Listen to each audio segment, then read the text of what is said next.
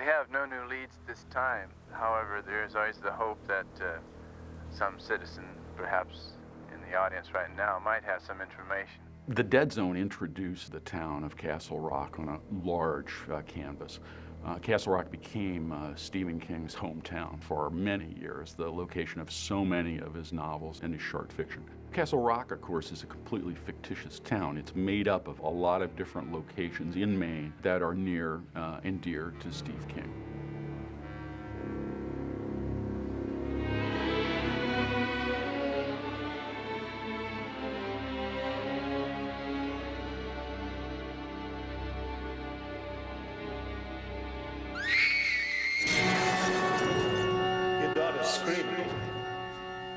Amy's screaming. It's not too late. A lot of horror films are dark and brooding in every single scene.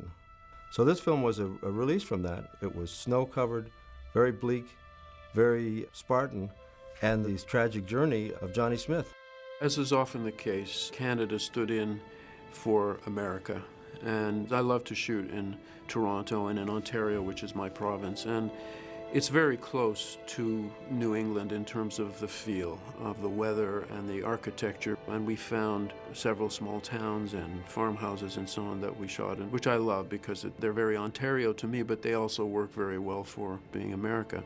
And we were very lucky with the weather because it was a sort of a mild winter that then became quite vicious. So we had 3.5 seasons, even though we were technically shooting in the winter.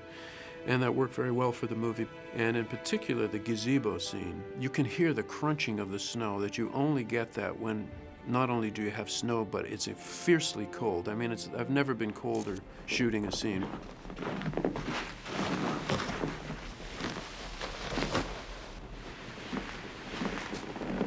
Yeah, I know this girl. The night scenes in the gazebo, and the day scenes for that matter, we had a lot of snow and a lot of cold temperature. I think we had 3 or 4 weeks of nights, and it was easily in centigrade 30 to 40 below, and windy. We were shooting in Niagara-on-the-Lake, which is on Lake Ontario, in that town. They didn't have a gazebo, and the script demanded a gazebo, and I liked that idea. But before we could build it, we had to get permission from the town.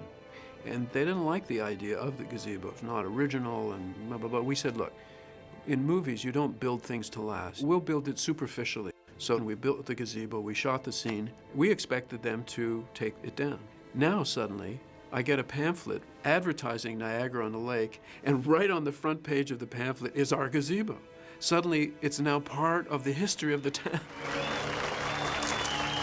If you're looking for a fantasy version of America, especially one that has a nostalgia for the past and has a bit of the feel of the 50s, I immediately think of Norman Rockwell, because not only was he a fine artist, he also was a very popular artist, and we used him as our touchstone for the look of the film, even to the extent that the political poster of Stilson was done in a Norman Rockwell style very deliberately. And that's not just an art direction, because Stilson himself, as a character, would know that he was appealing to that past of America. We think the killer hid around the corner just out the end of the tunnel there. Every once in a while, you come to a location or a moment in a movie where the visual aspect does become the controlling imperative. And when I found this tunnel, we realized because it was so cold, we could spray the tunnel with water, which would freeze, and then it would make all of the stone reflective. And so that was one case where the choreography of the scene had to bow down to the tunnel. Everything was based around the tunnel and using the tunnel to tell that particular story. And it has great symbolic force. A tunnel, of course, in normal psychiatry or legend, tunnels have great import. It has to do with traveling into unknown territory, taking you underground. There's a sense of claustrophobia.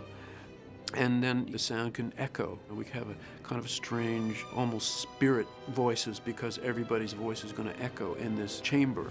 Yeah, this is Vanderman. We got another body here, Sheriff. So it was a very spooky, beautiful place to shoot. And yes, I had heard that it was haunted. The tunnel that portrayed in the Dead Zone is actually underneath the railway line, and this tunnel was apparently haunted by the death of a slave child. It was called the Screaming Tunnel by the locals. Okay, well, we're going to shoot there all night. Nonetheless, it was a very simple shot.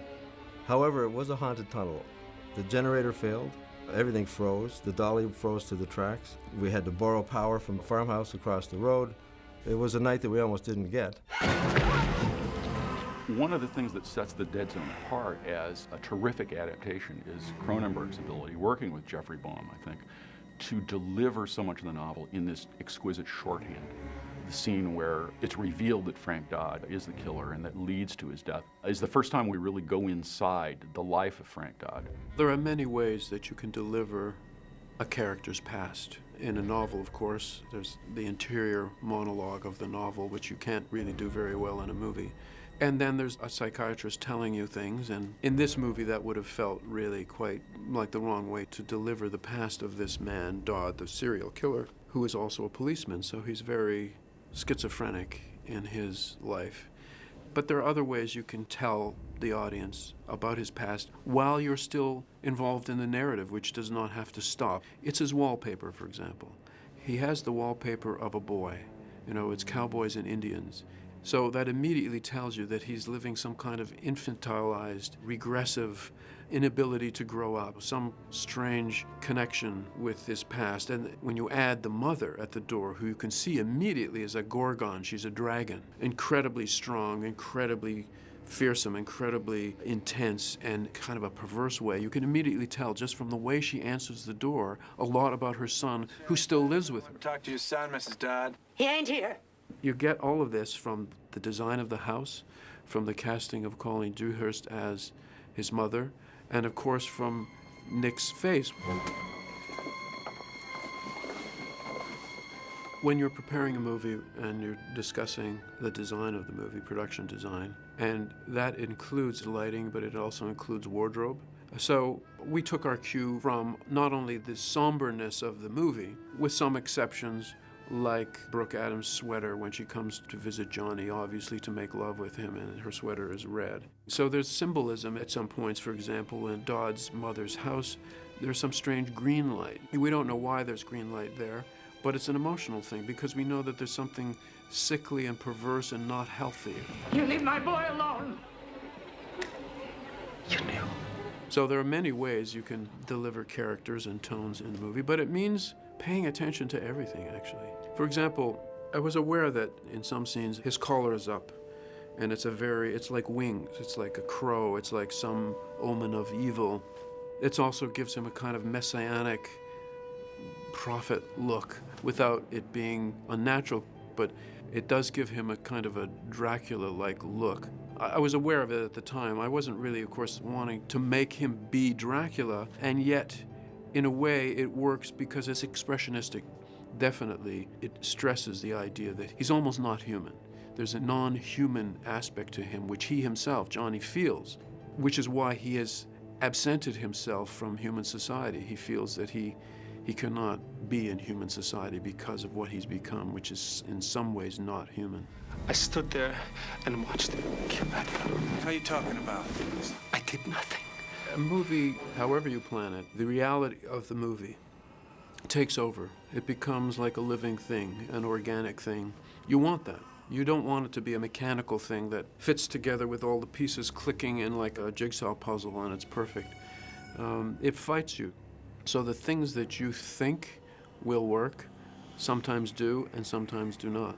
And so you struggle with that on the set and then finally in the editing and in the sound mix. And all of these things combine to make a kind of organic whole that surprises you. I mean, for me as a filmmaker, I want to be surprised.